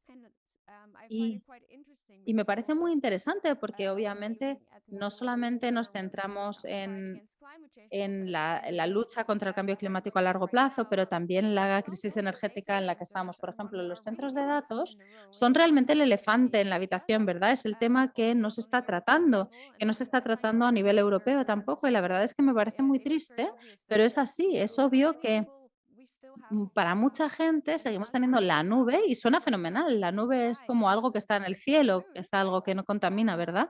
Pero desgraciadamente detrás de esa nube están esos centros de datos contaminantes y podríamos hacer muchas cosas para asegurarnos de que no utilicen tanta energía y si utilizan energía, por lo menos que reutilicen ese calor que producen para otras cosas. Por ejemplo, en los Países Bajos tenemos un proyecto en el que nos hemos esforzado para que uno de los más grandes centros de datos que tenemos en el país entregue su calor a los distritos de calefacción de Ámsterdam. Así que estamos utilizando su calor. Hay ejemplos positivos, pero eso se hizo porque hubo subsidios, porque hubo ayuda financiera. No es porque hubiese normas y legislación que establecieran ese tipo de comportamientos. Eso es lo que nos hace falta. Y yo creo que sí, es estupendo que tengamos centros de datos verdes, porque no solamente va a mejorar el medio ambiente, sino que además va a tener ventajas competitivas, porque al final es muy importante para muchas empresas que se las vea como verdes, porque entonces muchas más empresas querrán estar en nuestros centros de datos verdes para que se las vea como verdes. Y alineado con eso, hay nuevas propuestas legislativas que están empezando a surgir que pueden ser útiles también. Por ejemplo, la nueva legislación de economía circular, que nos va a permitir establecer normas, estándares sobre cuán reparables son los productos y también, por ejemplo, todo lo que tiene que ver con el lavado de cara verde. Es decir, vamos a establecer estándares para que la gente solamente se pueda considerar verde si cumplen con determinados requisitos. Y yo creo que esto es muy importante porque va a establecer esos umbrales, porque uno de los principales problemas que tenemos, y creo que eso ya ha sido mencionado con anterioridad, es que esta digitalización es una caja negra. No sabemos exactamente cuánta energía utiliza Google y lo mantienen muy en secreto, no quieren que lo sepamos porque quieren decir que son verdes. Y cada vez que Amazon viene a hablar conmigo, Amazon, la empresa que vende más productos del mundo y que tienen coches por todas partes todos los días y que tienen incluso aviones volando por todo el mundo todos los días, siempre me están diciendo que ellos son neutrales en emisiones de carbono. Entonces yo digo, bueno, necesitamos más información y necesitamos establecer normas. Una de las formas en que estamos tratando de hacerlo ahora es con la ley de inteligencia artificial. Con la ley de inteligencia artificial, nosotros los verdes estamos luchando para una mayor transparencia acerca de cuánta energía utiliza el software. Y creo que es, en primer lugar, crucial que establezcamos normas, estándares para asegurarnos de reducir el consumo de energía, pero también creo que es muy importante para para la utilización de la inteligencia artificial. Si eres una pequeña empresa y alguien nos dice, ¿puedes comprarme inteligencia artificial para mejorar parte de tus sistemas en tu empresa? Y después te das cuenta de que duplica tu factura de la luz, estás en una situación muy complicada. Por eso es una de las grandes peleas a las que nos enfrentamos con nuestra ley de la inteligencia artificial. Pero otra de las prioridades en esta ley es que tenemos que mirar en mayor medida el software y cuál es su impacto y cuáles son las implicaciones de la utilización de software y asegurarnos de que hacemos investigación adecuada, es decir, clasificar lo que es de alto riesgo para los softwares que se utilizan y que podrían potencialmente crear un daño al medio ambiente. Y luego, en este momento estamos trabajando muy duro en todo lo que es la ley de gobierno de datos, gestión de datos. Nos estamos asegurando de que los gobiernos comparten los datos de forma adecuada. Como decía antes, la utilización de datos va a ser crucial para la transición verde y puede realmente aportarnos mucho, pero si cada empresa se guarda sus datos y hace que sea súper caro compartirlos, no podrá ser. Y una de las cosas que estamos tratando de hacer en la ley de gobierno de datos o de gestión de datos es que cuando hablemos de datos sea algo que beneficie al medio ambiente y que nos ayude a luchar contra la crisis climática. Nos tenemos que asegurar de que esos datos se comparten de forma obligatoria entre empresas y entre gobiernos y empresas para que podamos asegurarnos de que optimizamos todos los procesos de producción tanto como sea posible para reducir el impacto climático. Así que creo que cuando hablamos de la digitalización verde sostenible, estas son las leyes que estábamos a punto de aprobar, en las que estamos trabajando, y una de ellas es una propuesta que los verdes llevamos proponiendo mucho tiempo, que todavía no ha salido, es el derecho a la reparación. Y siempre suena como, como la última solución al final de todo el proceso. Es, tengo este portátil que se me ha roto, entonces puedo ir a algún sitio, me lo reparan y ya está. Pero En realidad, esto tendrá un impacto enorme en toda la infraestructura de la digitalización y cómo se hace actualmente y en cuanto a toda la línea productiva, porque lo que significa es que el iPhone no puede no pueden pegar su batería al sistema. Ya no podrán pegar las baterías porque tendremos que poder reemplazar las baterías y eso significa que tendremos móviles modulares en los que todas las piezas se pueden reemplazar para asegurarnos de que el producto dure más tiempo. Y lo que proponemos es tener este derecho a la reparación que se incluya en la Unión Europea para que podamos transponerlo, contar con legislación y asegurarnos de que todas las empresas que producen tecnología digital tenga que cumplir con esa legislación. Y la Comisión Europea prometió que el derecho a la reparación se publicaría que ya se habría publicado a estas alturas, pero durante todo este tiempo, una y otra vez, estamos viendo que la Comisión Europea no hace más que retrasarlo. Y esto se debe claramente al hecho de que esas grandes empresas y sobre todo Apple no quieren que se apruebe esta ley porque todo su sistema y todo su modelo de negocio se basa en hacer teléfonos que se rompan en un momento dado para que tengas que comprarte otro. Y creo que esto va a ser uno de los principales desafíos cuando hablamos de una digitalización sostenible. Tenemos que pasar de esto de comprar y tirar, esa cultura de comprar y tirar, a un sistema en el que tenemos un teléfono que puede funcionar durante 10 años, pero que después se puede también actualizar durante esos 10 años. Y esa es una de las cosas problemáticas también que estamos viendo, porque a lo mejor mi teléfono sigue funcionando, pero muchas de las aplicaciones no funcionan en mi teléfono ya porque las empresas no me proporcionan las actualizaciones. Y lo mismo pasa con los ordenadores portátiles, donde no tenemos esas actualizaciones. Y estas son cosas que estamos tratando de cambiar para asegurarnos de que durante el tiempo que se pueda, mientras que los productos funcionen, esas actualizaciones tienen que estar disponibles. Si tú tienes cuidado con tus productos, que puedas beneficiarte de ello y que no te castiguen las empresas que lo único que quieren es ganar más dinero. Y como decía antes, también es muy importante que tengamos una legislación muy sólida sobre esos centros de datos y que nos aseguremos también de que hay estándares europeos en todas partes. Creo que otro punto importante que a menudo es un poco controvertido, así que me gustaría saber qué es lo que piensa la gente de esta sala, es el tema del Bitcoin. Vemos que porque como hay Bitcoin y otras criptomonedas, pero sobre todo Bitcoin, hay muchas minas que han vuelto a ser, perdón, muchas centrales de carbón han sido abiertas para hacer las pruebas, los cálculos de los bitcoins. Y si tenemos que ver con un ojo crítico algo en esta crisis energética, es la reapertura de estas centrales de carbón que utilizan su energía para una divisa que se utiliza únicamente para especular a gran escala. Pero estaré encantada de saber si hay gente que tiene otras ideas al respecto, o porque sé que es algo bastante controvertido en la familia verde a veces.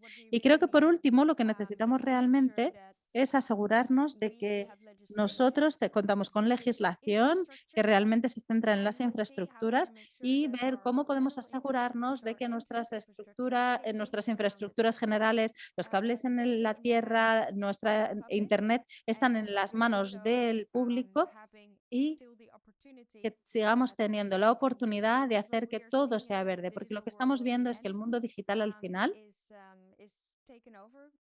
lo terminan controlando casi totalmente las empresas, las grandes empresas tecnológicas que solo vienen aquí para lucrarse y siempre que esa sea la realidad, van a hacer lobby para luchar contra el derecho de reparar, como está haciéndolo Apple o como lo han hecho otras empresas para liberarse de sus obligaciones medioambientales con la ley de la inteligencia artificial. Y llegaremos a un punto en el que tendremos una digitalización sostenible si conseguimos luchar contra ellos. Así que mi mensaje es que la Unión Europea tiene que mejorar la situación. Tenemos muchas ideas y soluciones, pero tenemos que asegurarnos de que se conviertan en algo aceptado generalmente y que la gente no piense que la nube es algo maravilloso, que estamos utilizando nuestro móvil y eso que no causa ningún tipo de contaminación y tenemos que pensar que necesitamos un debate más amplio, necesitamos compartir mejor los datos, tenemos que luchar por una economía circular, el derecho a la reparación, ayudar a los productores y a cambiar los centros de servidores de datos nos va a permitir cambiar la situación. Muchísimas gracias. Muchas gracias, Kim. La verdad es que según decías lo de el índice de reparabilidad, ¿no? El Repair Score que está justo en discusión en la Unión Europea, pues es que pensar en la obsolescencia programada es algo que a cualquier consumidor me parece una aberración. O sea, me parece que debería ser muy sencillo combatirlo, pero claro, chocamos con el modelo de negocio, pues chocamos con las más grandes. O sea que el enemigo es precisamente el más innovador, el más potente, el que mejor imagen tiene. Es difícil. Me pongo en tu piel y no te envidio mucho. Pero bueno, ahora te preguntaremos un poco cómo es eso de enfrentarse en el Parlamento Europeo a este tipo de lobbies de situaciones, ¿no? Bueno, pues creo que llevamos una sesión en la que estamos viendo aspectos muy complementarios. Hemos visto por un lado el software, por otro el hardware, por otro entramos en la política, ¿no? Y en cómo hay muchas cosas que nos puede parecer evidente, pero que hay que pelearlas dentro contra gigantes. Pero yo quiero volver ahora con Coral para hacerle una pregunta. Ya sabéis que podéis dejar vuestras preguntas también en el chat. Coral, mira, según te oía antes, pensaba en la paradoja de Jevons, ¿no? En el efecto rebote de la eficiencia. Para quienes nos estáis escuchando, si no sabéis exactamente qué es la paradoja de Jevons, es una tendencia totalmente demostrada en la cual a más eficiencia no se reduce el consumo. El otro día, en la sesión anterior, para que lo entendáis, Arechaga, uno de los ponentes, puso el ejemplo del regadío, ¿no? Se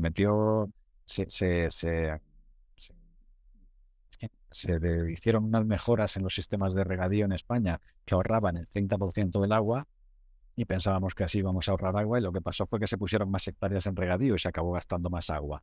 O sea, la paradoja de Jevons lo que nos dice es esto: en el momento que la eficiencia hace que se reduzca el consumo, lo que hacemos es consumir más, porque ampliamos sobre qué estamos haciendo ese consumo, ¿no? Ahora que estábamos hablando de eficiencia en el software, viene el 5G, el Internet de las cosas. Coral, ¿cómo podemos evitar que la paradoja de Jevons se produzca en las tecnologías digitales? Porque lo que se supone que se nos viene encima es mucha más digitalización. Efectivamente, o sea, si aquí yo creo que la cuestión está justamente en eso. Es que esto yo creo que no ha hecho más que empezar y aquí se han tocado ya muchos temas, pero es que esto del Internet de las cosas, del edge computing, de los centros de datos, la famosa nube que como comentaba Kim, que es verdad que es que suena poético y etéreo, ¿no? Yo creo que le han puesto ese nombre pero no lo es una cosa muy física, muy tangible y muy caliente, que utiliza muchísima energía. Pero es que vamos a eso, quiero decir, estamos abocados a más tecnología, sí o sí, y estamos abocados a muchísimos más datos. Entonces, o empezamos a hacer las cosas en condiciones, o va a ser inviable, no va a ser soportable, o va a ser demasiado la carga energética que se va a requerir para eso. Entonces, ¿qué hace falta? Yo soy una persona natural optimista, ¿vale? Vaya por delante. Yo creo que hace falta mucha educación, nos tenemos que educar todos mucho.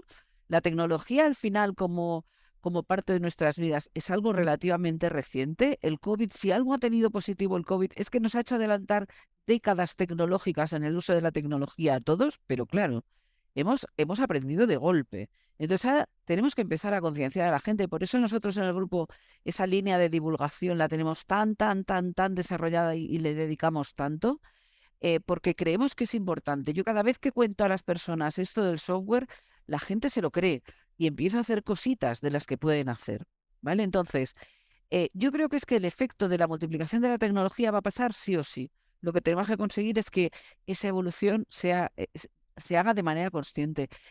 Kim lo decía, a nivel europeo hay que tirar las leyes para adelante.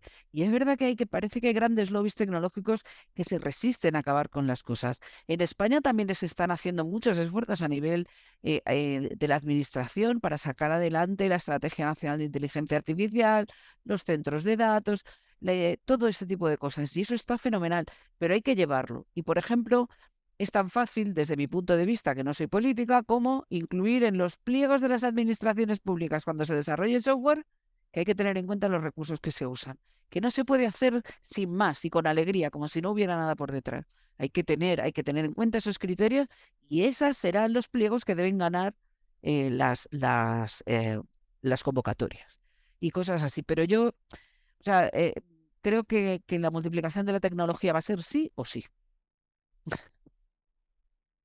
Bueno, también analizábamos en unas sesiones que organizamos el año pasado o incluso este año sobre suministros con la casa encendida, si hay suficientes materiales o no en el planeta para lo que se supone que tiene que ser esta transición, ¿no? Tuvimos a Alicia Valero precisamente hablando sobre los límites materiales reales del planeta, si había o no suficientes. O sea que a lo mejor chocamos con eso. Pero bueno, vamos a ir pasito a paso.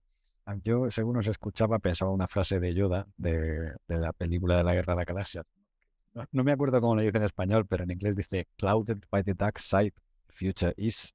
¿No? O sea, el futuro está oscurecido por la nube, y es verdad, es que sí, la nube que se supone tan luminosa tiene ese reverso tenebroso, ese lado oscuro del que estamos aquí hablando.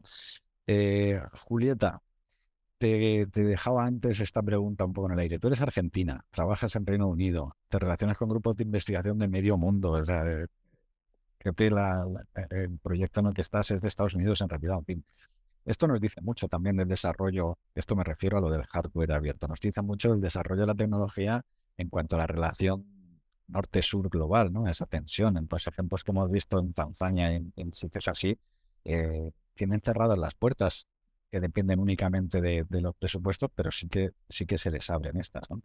Pues coméntanos un poco esta tensión, ¿no? Cómo se puede aportar esta tensión y no te olvides de decirnos lo de los plásticos.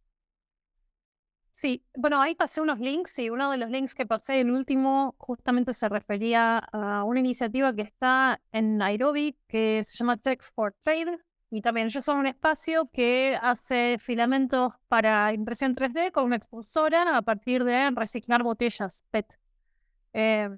Básicamente, el PET se puede reciclar, sabemos que es mucho más fácil de reciclar que el PLA, que es el que se usa para las impresoras 3D, pero hay muchos modelos justamente de código abierto, de extrusoras, que nos permiten, si el PLA del plástico que se usa para la impresión 3D, una vez que está usado, si lo volvemos pellets, si lo volvemos pedacitos muy, muy, muy chiquititos, después se puede extrusar y volver a hacer filamento nuevamente. Así que ahí dejé ese link, pero directamente si googlean extrusora, código abierto, hay un montón de diseños para fabricar. Sobre lo que hablaba de la atención norte-sur, sí, totalmente. Para mí, tomando un poco lo que decía Coral, me parece que se trata de ver cómo nos apropiamos de la tecnología, ¿no? O sea, para ver cómo hacemos para que esto, si nosotros seguimos teniendo miedo o si hablamos de todo de este lado oscuro y nos paralizamos, le dejamos el territorio libre a que vengan las grandes corporaciones y hagan lo que quieran. Entonces, ¿cómo hacemos para apropiarnos de la tecnología para que nos sirva? Y esto en las experiencias que yo veo en Argentina, en Perú, bueno, también en Tanzania, esto está clarísimo, ¿no? Porque, y también por eso yo hablaba de soberanía tecnológica, porque hay una dependencia total de la tecnología. Estamos, como decía Coral, nos atraviesa constantemente. Y el hecho, cuando vos estás en un país donde importar se hace muy difícil. En Tanzania, por ejemplo, si vos querés reparar ese microscopio que se te rompió, tenés que pagar el pasaje del técnico, del ingeniero que venga desde Europa, el sueldo del tipo que viene desde Europa y además la estadía. O sea, te conviene comprarte un microscopio nuevo que además tarda un mes mínimo por la burocracia de la importación. Digo, en Tanzania pasa lo mismo en Latinoamérica. Entonces, las cosas son diseñadas generalmente en el norte global. Y en el sur global lo que nos pasa es que nos quedamos con lo que se puede y entonces por eso la motivación es realmente urgente, es urgente, ¿sí? Entonces yo lo veo con estas iniciativas y con esto de pensar la tecnología y los diseños de la tecnología como en común, es que, bueno, nos abre la posibilidad de volver a la producción de tecnología un poco más local. Hay cuestiones que igualmente son muy difíciles, ¿no? O sea, un Arduino, hay cosas que están hechas en China, yo un chip no lo puedo hacer donde quiera. Y bueno, también sobre eso hay, sobre todo con la escasez de los semiconductores y la crisis que estamos viviendo ahora, yo me imagino que en algunos años vamos a tener algunas alternativas, espero. Pero por ahora lo que podemos hacer es tratar de apropiarnos eso, de perder el miedo, ¿no? De entender que la tecnología es un dominio más del cual no tenemos que hacer cargo. Y una vez que entendamos eso, bueno, ahí ya empieza, me parece que una de las patas que no sé si quedó del todo clara de mi presentación, eh, es necesario que empecemos como con esta alfabetización, no de que el chico aprenda a programar. La alfabetización digital no es que todos aprendamos, no todos nos volvamos programadores y todos tenemos el trabajo de nuestros sueños en una isla, ¿no? Programando desde la playa. No, es que realmente podamos entender para críticamente entender la tecnología, abrir esa caja negra. Me parece que ahí empieza por ahí.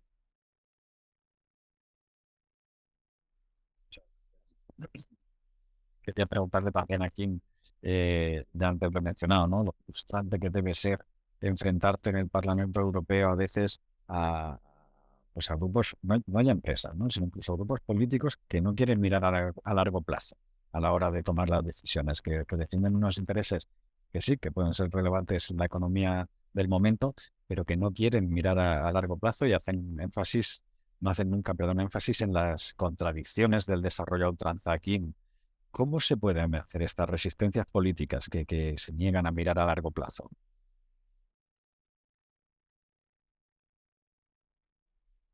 Yeah, right now Claro, ahora mismo es algo impresionante. Los conservadores ahora mismo están siempre pidiendo una moratoria para todas las legislaciones medioambientales, porque les da miedo que algunas empresas sufran demasiado con la crisis energética actual y por eso no se aprueba ninguna legislación para luchar contra la crisis de la biodiversidad o la crisis climática.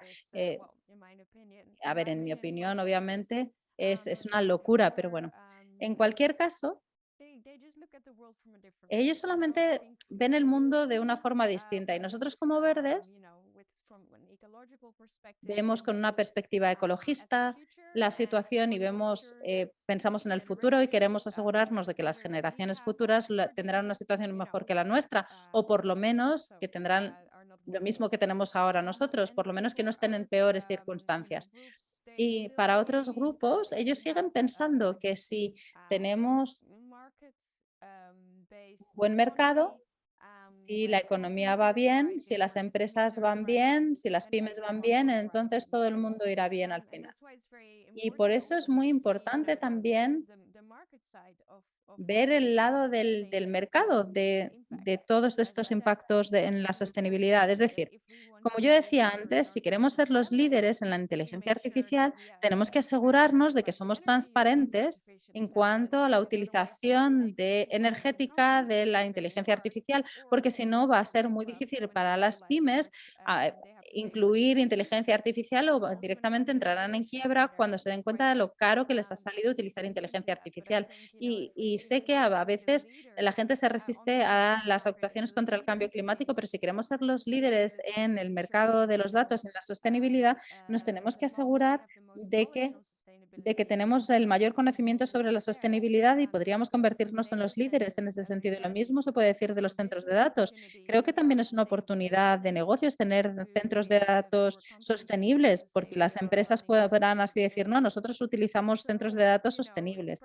Así que a lo mejor no es su primera prioridad ahora mismo, la biodiversidad y el clima no son son su principal prioridad, como que en nuestro caso sí que lo es, pero a lo mejor lo que podemos es estudiar la perspectiva de mercado para atraerles desde ese punto. Y otra de las cosas importantes que preocupan a estos grupos es su estrategia autonómica. También hemos visto durante la pandemia que no podíamos producir nuestras propias mascarillas, nuestras propias vacunas, que nos estábamos quedando atrás en el mundo. Y cuando hablamos de digitalización, no tenemos las materias primas en Europa.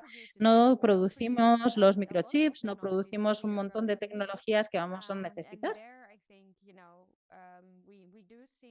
Y ahí sí que vemos que sí que hay interés por una economía circular para asegurarnos de que esas materias primas se quedan en Europa y pueden ser reutilizadas en Europa para poder ser más autónomos desde el punto de vista estratégico. Y eso sí que nos puede ayudar en nuestros esfuerzos para tener una digitalización más verde. Gracias, Kim. Julieta, ¿has levantado la mano? Sí, porque me parecía genial lo que estaba diciendo Kim, pero por ejemplo, una de las cosas que a mí pasa es que es muy difícil tratar de, de ser un poco más consciente, ¿no? Con la electrónica, con las cuestiones de consumo. Yo tengo un Fairphone, ¿no? Fairphone, para los que no lo saben, es un teléfono alemán que es reparable, modular y es precioso. Y es mucho más caro que la alternativa, bastante más caro. Entonces, yo me preguntaba cuál es, no sé, me parece clave lo que decía Kim de, obviamente, el soporte institucional, pero aparte, la gente tiene, y esto, cuando ves los casos en Latinoamérica, en África, la gente tiene que vivir de algo, ¿no? Entonces, me parece que pensar cómo podemos dejar de tener una idea también eso de los nuevos modelos de negocio, cómo podemos hacer que haya más pequeñas y medianas empresas que produzcan de la forma que nosotros queremos y no que esté todo concentrado. Me parece que va por ahí, si hay que comenzar. Bruno pregunta de cómo se llama ese tipo Sorry, de alemán. Yo, ahí lo pongo. yo diría que es holandés, ¿eh? El Fairphone. Ah, ¿es holandés? Ah, mira, it's Dutch. Yes, that's what I want.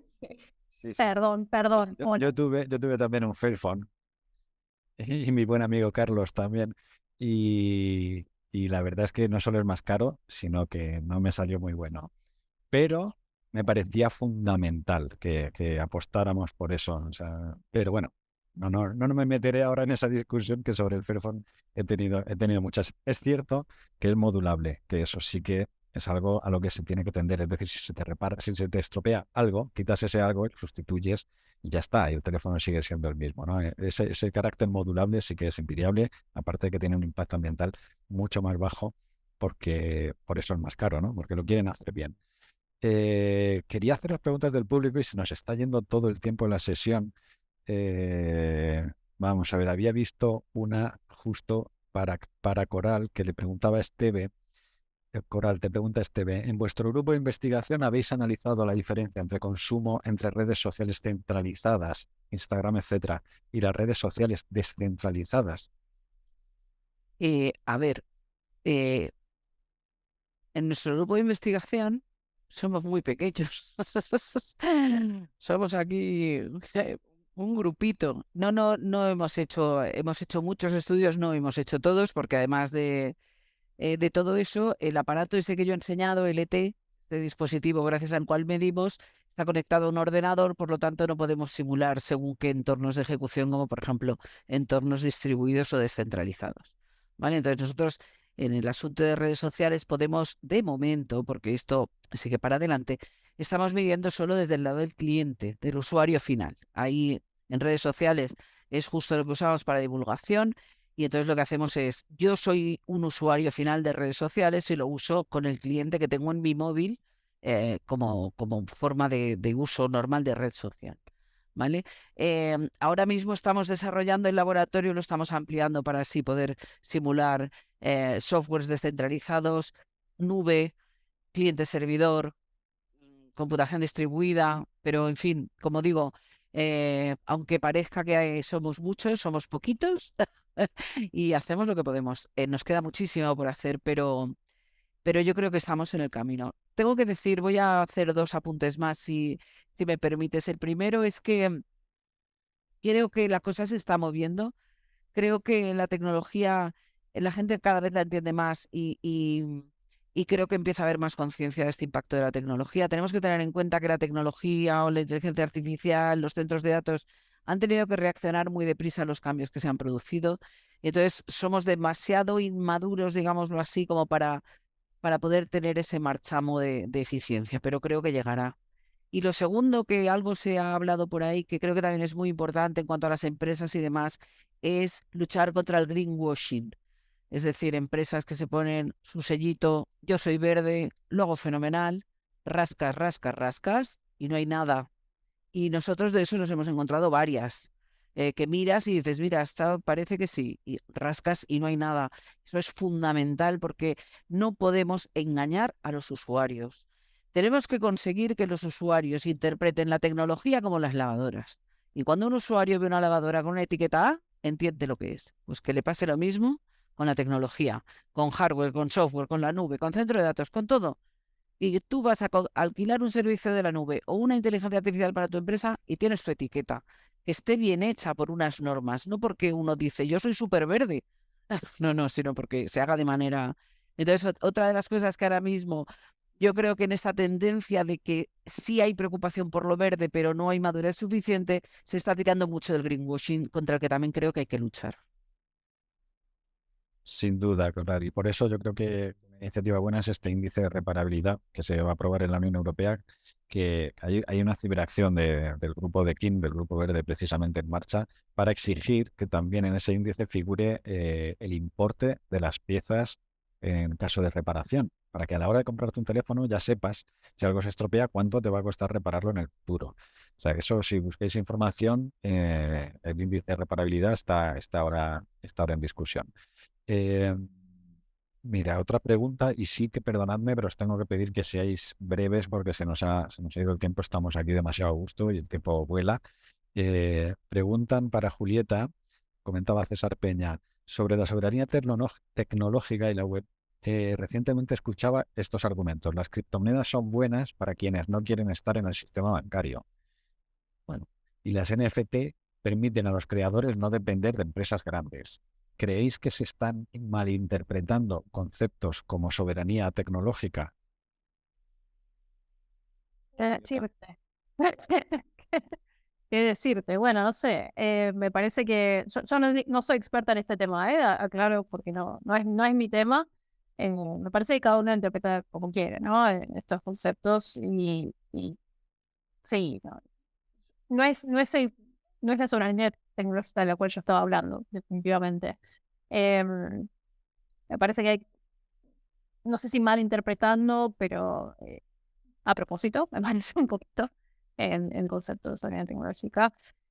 Y ahí sí que me parece que estaría bueno lo que decía Coral, ¿no? De tener, si tuviéramos toda la información, es un poco como la información nutricional, ¿no? Vos sabés lo que vas a comer, dónde vas a consumir. Bueno, estaría buenísimo poder entender todo lo que hay atrás de la NFT que están tan de moda y están tan a moda.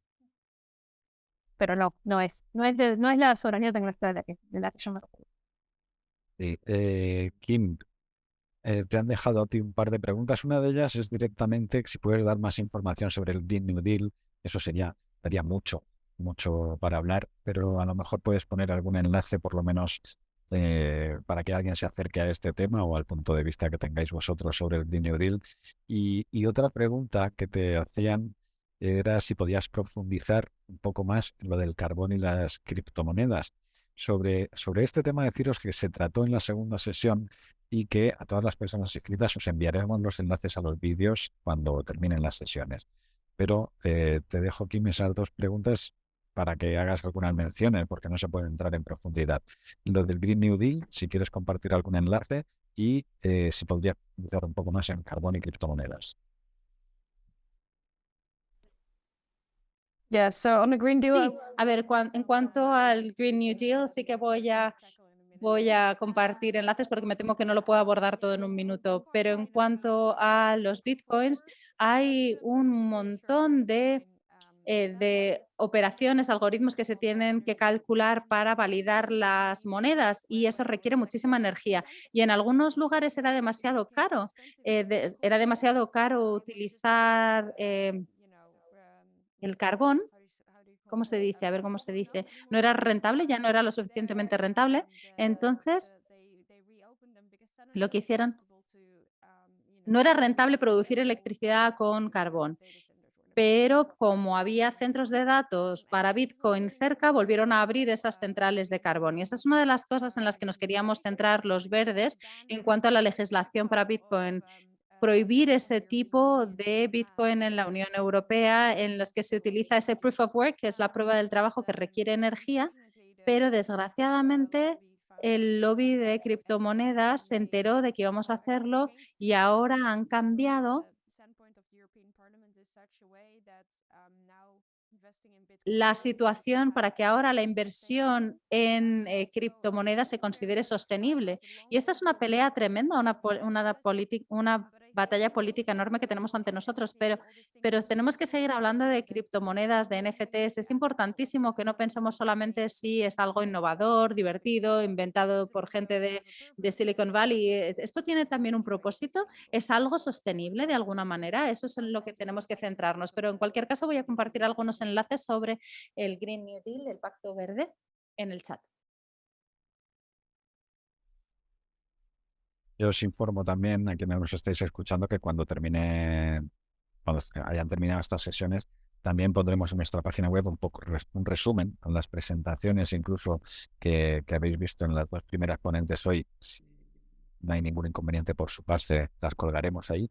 Y también colgaremos enlaces destacados. Lo digo, si se os escapa algún enlace del chat, los más destacados también los incorporaremos ahí. Y yo os tengo que pedir ya que os despidáis en un minuto, porque ya estamos sobre la hora estipulada para acabar la sesión, y os diría pues que tenéis un minuto para lanzar un mensaje sobre vuestra visión. Ya sé que es imposible hacerlo en un minuto, pero vuestra visión sobre la tecnología y el futuro que nos aguarda con ella.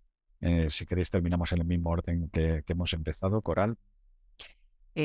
Bueno, yo lo que tengo que decir es que la tecnología es una herramienta que está a nuestra disposición, que debemos utilizarla, que no solo debemos tenerle miedo, sino que debemos ayudar a integrarla, a que forme parte de nuestras vidas. Tenemos que hacerla general, que llegue a todo el mundo, que todo el mundo pueda utilizarla, y tenemos que ser conscientes del impacto que tiene a nivel hardware, a nivel software, y tenemos que ser críticos, igual que lo somos con otros productos, tenemos que ser así con la tecnología. Si hay profesionales del software, les diría que se acuerden de este tema, y a todo el resto de usuarios que hagan que pongan su granito de arena, que den sus pequeños pasos, y entre todos yo creo que tenemos que seguir por este camino. Y si hay alguien de administración pública, pues que empiecen a legislar un poquito más rápido y ya está, que seguimos trabajando porque es lo importante. Y que muchas gracias, ¿eh? No, muchísimas gracias a ti, de verdad que ha sido un placer escucharte y aprender de ti. Julieta, un minuto final. Bueno, primero gracias por la invitación, estuvo buenísima el intercambio. Y bueno, voy a tomar un poco el comentario de Maite, que recién hablábamos en el chat sobre la normalización y ella decía que en un mundo capitalista es imposible, ¿no? Como eso sería ideal. Pero me parece que el mensaje final sería, bueno, la tecnología es otro territorio a disputar, ¿no? Políticamente. Entonces es cuestión de decisión política, como decía con él, bueno, si hay alguien de administración pública, nos encantaría hablar con ustedes.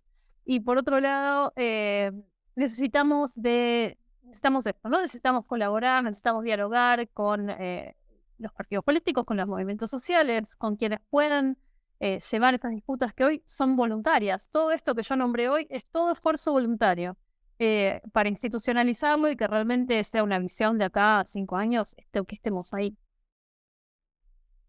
Pues muchísimas gracias, Julieta, de verdad ha sido un placer escucharte. Nos has abierto nuevas líneas de pensamiento con las que a veces no contábamos. Kim, tienes un minuto para darnos tu visión, por favor. Pues creo que ya se han dicho muchas cosas. Por parte de las ponentes anteriores ya se han tocado muchos temas, así que voy a tratar de mantenerlo breve. Lo que he aprendido de la presentación de Coral es que realmente cuantos más datos tengamos y cuanto más podamos explicar el impacto de la digitalización en el medio ambiente, mejor podremos gestionarlo todo. Y creo que Julieta nos ha dado unos ejemplos maravillosos de cómo eso está sucediendo ya en la práctica. Y ahora lo que tenemos que hacer es utilizar esas dos historias y ponerlas en una narrativa correcta para que la gente en Europa nos escuche. Muchísimas gracias, Kim. Yo ya tengo hasta el título. Soberanía tecnológica. Voy a decir energética, ya es la costumbre.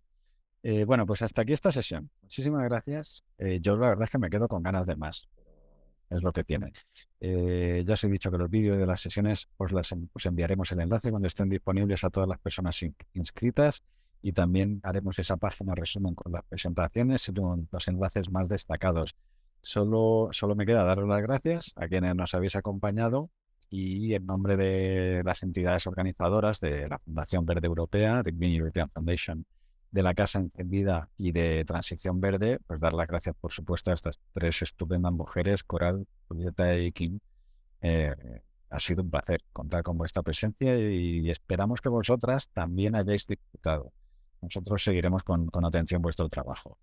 Y nada, de parte de Transición Verde, gracias a todos y a todas. Y si queréis que sigamos organizando eventos como este ciclo que hemos hecho en el lado oscuro de la nube, pues apoyadnos que hace falta. Muchísimas gracias.